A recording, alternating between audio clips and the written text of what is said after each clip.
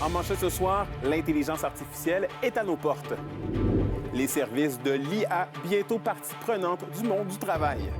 On commence à peine à dégager le terrain de tout ce qu'elle va pouvoir faire comme rendre comme service avec l'humain. Le 29e Téléthon de la ressource est lancé. Et l'avenir du mythique musée de l'École du rang 2 incertain. Ici Anthony Dallaire et le TVA 18h débute maintenant.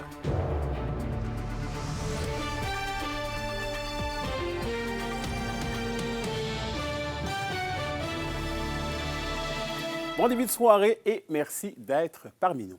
On débute le bulletin en parlant d'intelligence artificielle. Un colloque régional sur le sujet a été organisé par l'organisme Micro-Entreprendre à Rouyn-Noranda.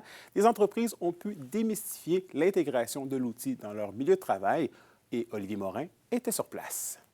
Ils étaient plusieurs dizaines de représentants d'entreprises de tout horizon assistés au tout premier colloque sur l'intelligence artificielle au Centre des congrès de Rouyn-Noranda. Les entreprises qui sont ici cherchent, oui, à pallier soit du manque de main-d'œuvre, mais aussi de trouver le moyen de faire plus avec ce qu'ils ont.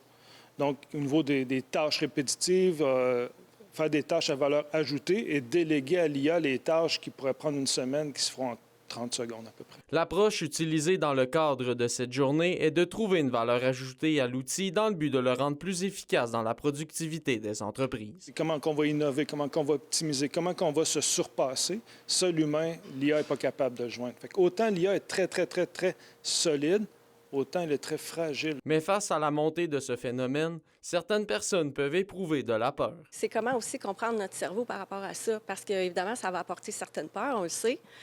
Et c'est comment est-ce qu'on peut justement se sentir bien à travers ça, comment vivre ses émotions, puis comment être en mesure de pouvoir lâcher prise par rapport à ça. Le but de l'événement est également de conscientiser par rapport à la dangerosité que peut représenter l'IA. Même si on ne voit pas que ça peut être dangereux d'une certaine façon, bien, ça l'est, puis il faut prendre conscience de ça.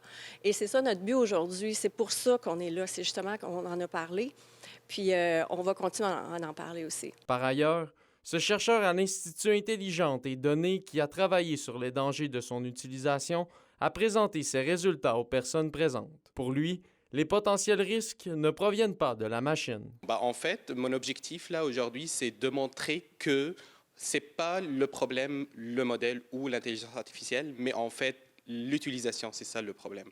Parce que en fait, derrière, il n'est pas aussi intelligent qu'on croit. Mais en fait, notre utilisation va influencer les résultats. Étant donné le succès rencontré, l'organisation n'exclut pas de tenir un deuxième colloque du genre au cours des prochains mois. Olivier Morin, RNC Nouvelles, Rouyn-Noranda. Et on poursuit avec le Téléthon de la ressource pour personnes handicapées. Aujourd'hui avait lieu le lancement de la 29e édition. Et Roxane, un nouveau mandat s'ajoute à ceux déjà offerts par la ressource. Effectivement, Anthony, cette année, la ressource souhaite également venir en aide aux personnes atteintes de fibromyalgie. L'objectif de l'événement est toujours faire rayonner la solidarité, l'inclusion et l'entraide. C'était le coup d'envoi de cette 29e édition aujourd'hui à Rouyn-Noranda. L'objectif de cette année est d'atteindre 500 000 $. Ce montant-là va permettre de répondre aux besoins grandissants des membres de l'organisme. On se rappelle que l'an dernier, c'est plus de 760 000 $ qui avaient été récoltés. Une année exceptionnelle, nous dit le directeur général Rémi Mailloux, qui estime que la ressource a pu augmenter davantage son impact. On l'écoute. C'est sûr que l'année passée, on a eu un téléthon extraordinaire de 760 000 $. Avec ça, on a pu étirer au niveau des services aux membres, c'est-à-dire on a envoyé des gens aux Jeux paralympiques. On a été aidé à plusieurs aides au niveau des équipements spécialisés pour le sport. Et Roxane, le Téléthon a un nouveau président d'honneur. Oui, Anthony, c'est le président-directeur général de TechnoSub, Éric Beaupré, qui devient pour la toute première fois le président d'honneur du Téléthon de la ressource. Il succède à Jean-François Moreau. Le thème de cette année, c'est l'espoir en mouvement, qui évoque pour l'organisation l'espoir qui n'est pas une chose statique, mais la force qui nous permet d'agir. La nouvelle affiche que vous avez pu voir a notamment été dévoilée, sur laquelle on y voit un papillon sortant de l'eau avec un lever du soleil derrière lui. On écoute le président d'honneur. Mes attentes sont envers moi-même, de remplir mon mandat. On va voir ce que ça va donner, mais j'ai l'intention là, de me mettre dès lundi prochain là-dessus pour contribuer de la meilleure manière là, que je peux le faire là, avec le Téléthon. Là. C'est l'espoir en mouvement. Alors, c'est drôle, oui, l'espoir, parce qu'on a tous de l'espoir, mais moi, c'est le mouvement qui m'intéresse. Alors, parce que on a l'intention de se mettre en mouvement pour ramasser cet objectif-là. Alors, je trouvais le slogan intéressant là, à ce niveau-là. Là. L'événement aura lieu le 25 janvier prochain au Théâtre du Cuivre. Parfait, merci beaucoup, Roxane. Et Jean-François Boutin est le nouveau maire de Rapide-Dansaert. Cette décision fait suite à un recomptage judiciaire qui s'est déroulé aujourd'hui au Palais de justice de la Sarre en présence des 2 candidats arrivés à égalité le jour des élections. À la fin de l'exercice, 5 bulletins rejetés lors du dépouillement ont été acceptés, donc 3 à M. Boutin et 2 à son opposante, Christiane Guillemette, ce qui le place en avance d'un vote. Rappelons que les 2 candidats étaient arrivés à égalité avec 87 voix chacun. Et dans les faits divers maintenant, la Sûreté du Québec demande l'aide du public pour retrouver Jérémy Pépin, 31 ans, de la Corne. L'individu mesure 5 pieds 10 pouces, pèse 155 livres, a les cheveux et les yeux bruns, ainsi que des tatouages sur les jointures et les mains. Il a été vu pour la dernière fois hier en après-midi et portait un manteau gris et noir inscrit équipement éléments. Jérémy Pépin portait aussi un pantalon jeans bleu délavé et des bottes style pantoufles beige. Ses proches ont des raisons de craindre pour sa santé et sa sécurité. Toute personne croyant l'apercevoir doit contacter immédiatement le 911. Et sur nos routes maintenant, la neige et la glace ont causé quelques accidents au cours de la matinée dans la région. Tout d'abord, un carambolage a été signalé ce matin vers 5h45 sur la route 117 dans le secteur de la Côte-Joannès. Une dizaine de véhicules ont été impliqués dans l'impact et une personne a été transportée au centre hospitalier. Un second accident était survenu 1 heure plus tard, cette fois du côté de la route 109 à Saint-Mathieu-d'Arcana. Le service incendie a dû être appelé puisque l'occupante était coincée dans son automobile. Cette dernière a subi des blessures mineures. Et finalement, une troisième intervention a eu lieu vers 7 heures sur la route 111 à Vassan. Un camion-citerne s'est renversé au kilomètre 234, causant un déversement. Mais la Sûreté du Québec mentionne que le tout est revenu à la normale. Vos réponses à la question du jour TVA. Une présentation de la Clinique infirmière Nord-Ouest présente partout dans la région. Notre équipe peut vous recevoir pour un bilan de santé, une infection, le suivi de maladies chroniques et plus. Contactez-nous pour plus d'informations ou visitez notre site Web. Et à la question du jour, on vous demandait justement, avez-vous profité des dernières semaines pour procéder à l'installation de vos pneus d'hiver? Et vous avez répondu oui à 78 %. Et bonne nouvelle pour les fêteurs de la région. Le mouvement de la relève d'Amos Région annonce le retour d'Opération Nez Rouge. Une nouveauté s'ajoute cette année, alors que le service sera désormais offert le jeudi. Cette addition permettra à plus de gens de profiter du raccompagnement qui se déroulera du 28 novembre au 20 décembre 2025. Par ailleurs, l'organisation a mentionné que Véronique Lemay reprend son rôle de présidente d'honneur de la campagne. Il s'agit de la 42e édition de cette tradition. L'indice boursier minier au TVA Nouvelle 18h est une présentation de GFM Groupe Financier. Dirigeants d'entreprises et particuliers, fiez-vous aux experts de GFM pour vos placements, assurances de personnes et assurances collectives. Car pour vous, ils vont au-delà de la finance. Bonjour tout le monde, ici Louis T. Je suis de passage en Abitibi pour ma tournée Mâle Alpha et on se parle après la pause.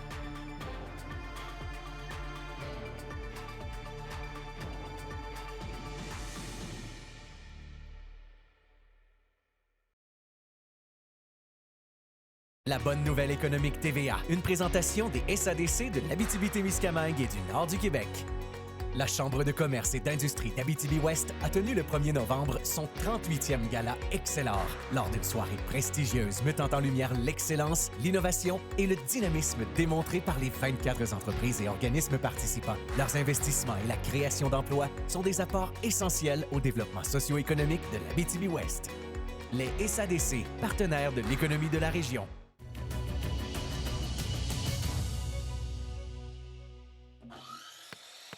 Tu veux faire ça? Ça?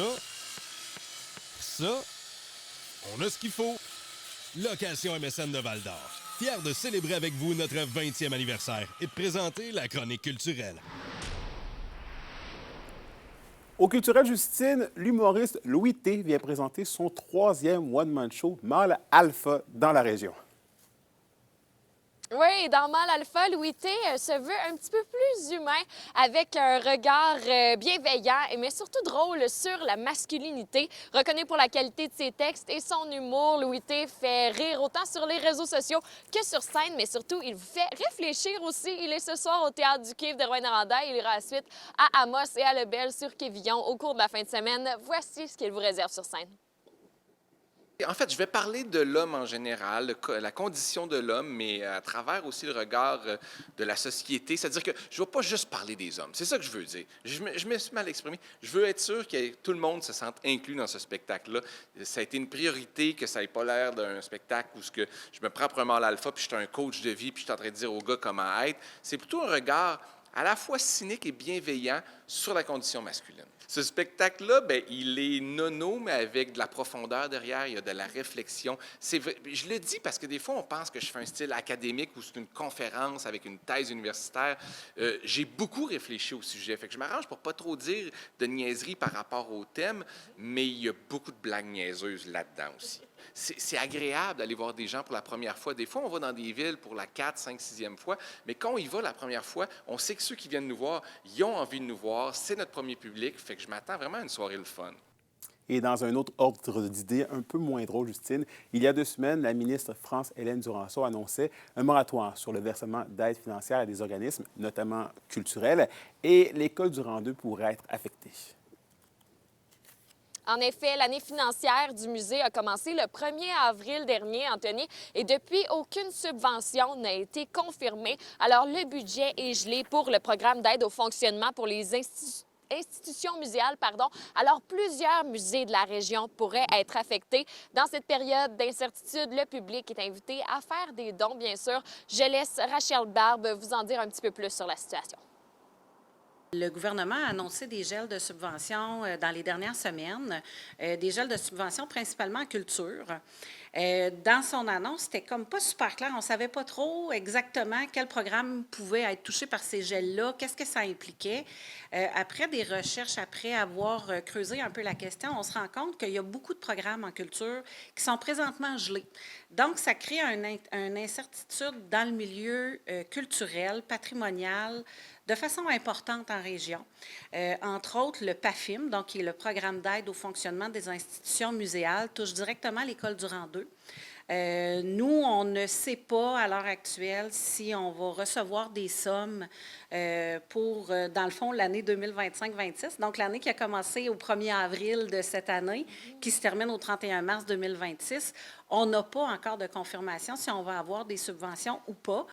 C'est quand même 60 du budget de l'École du Rang 2 qui est accordé par les subventions. Alors, ce gel-là a vraiment un gros impact. Juste l'été dernier, c'est quand même près de 100 000 personnes qui ont visité les musées de la région. Alors, je pense qu'on peut vraiment les considérer essentiels au tourisme, mais aussi au patrimoine et au monde de la culture régionale. La coupure en culture vient affecter directement les gens, la communauté, les personnes qu'on est. Une perte d'argent représente directement, potentiellement, un impact sur ce qu'on va pouvoir offrir à la population. Tu sais, ce qu'il faut comprendre, c'est que présentement, c'est pas qu'on n'a plus d'argent. C'est que là, on est dans l'incertitude. On ne sait pas ce qui se passe. On ne sait pas ce qui nous pend au bout du nez. On ne sait pas si on va avoir des sous, si on en a, combien on va en avoir, pour une année qui est déjà entamée, dans le fond, donc déjà des dépenses d'engagés, parce que cet été, on a fonctionné, nous, quand même, là, sans savoir. Et là, on retarde encore à savoir combien d'argent on va avoir.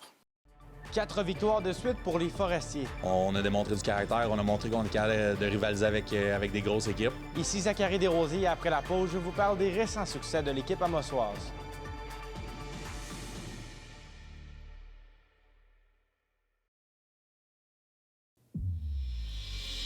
Et au sport, les Forestiers d'Amos ont causé une belle surprise le week-end dernier en l'emportant à 2 reprises face aux Grenadiers de Châteauguay, la 2e équipe au classement général. La troupe de Jean-Daniel Charron connaît d'ailleurs une belle séquence. Bilan avec Zachary Desrosiers. Ça mène, le tir et le but! Incroyable! Incroyable! Cédric Laberge donne la victoire aux Forestiers! Après 7 semaines sur la route, les Forestiers d'Amos retrouvaient enfin leurs partisans le week-end dernier. Ils ont porté à 4 leur séquence de victoires en balayant les puissants Grenadiers de Châteauguay. L'entraîneur-chef Jean-Daniel Charron se réjouit du caractère montré par son groupe. Oui, bien, le voyage nous a fait du bien. Là. On parlait de devoir placer notre game à nous. Donc, c'est quelque chose qu'on a fait vraiment focusser sur ce que nous, on veut mieux faire. Je pense qu'on l'a montré en fin de semaine, là, sans dire que c'était parfait. On a démontré du caractère. On a montré qu'on est capable de rivaliser avec des grosses équipes.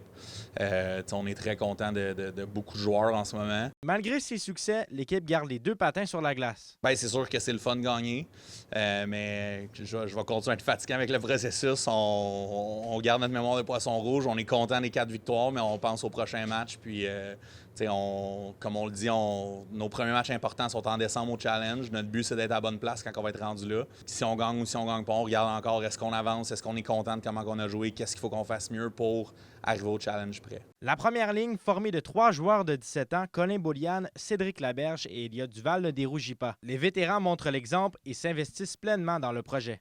On a un beau groupe de vétérans cette année, là, on en parle vraiment souvent.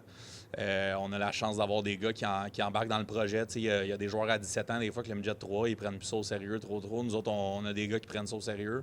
Je pense que ça aide beaucoup. Le capitaine Cédric Laberge rappelle que le leadership est partagé dans le vestiaire. Je pense que le groupe de leaders en général, on est tous très solides. Avec toute l'équipe, on est vraiment une bonne chimie tout ensemble. Puis je pense que c'est ça qui aide le plus l'équipe. Je pense que oui, je suis capitaine, mais que les assistants font vraiment bien leur travail, puis ça rend le groupe encore meilleur. Les Forestiers d'Amos auront tout un défi de taille lors du prochain week-end, alors que le Blizzard du Séminaire Saint-François est en ville et n'a toujours pas connu la défaite cette saison. Zachary Desrosiers, RNC Nouvelles, Amos. Et toujours au hockey, les Foreurs de Val-d'Or ont débuté hier leur série de 2 matchs à Québec sur un faux départ. Ils ont subi une défaite de 5-4 face aux Remparts, en retard de 2-0. En fin de première période, le Varieur a été en mesure de ramener la marque 2-2. Après avoir vu les locaux reprendre l'avance, les représentants de la région ont réussi à prendre les commandes 4-3 lors du début du 3e 20, sauf que l'équipe de la capitale nationale répliquera par 2 fois pour se sauver avec le gain. Les 2 formations croiseront à nouveau le fer demain. Pour une nouvelle importante à nous communiquer, contactez-nous, nouvelles au pluriel, @rncmedia.ca, par téléphone au 1-866-463-4636 et notre site web tvaabitibi.ca.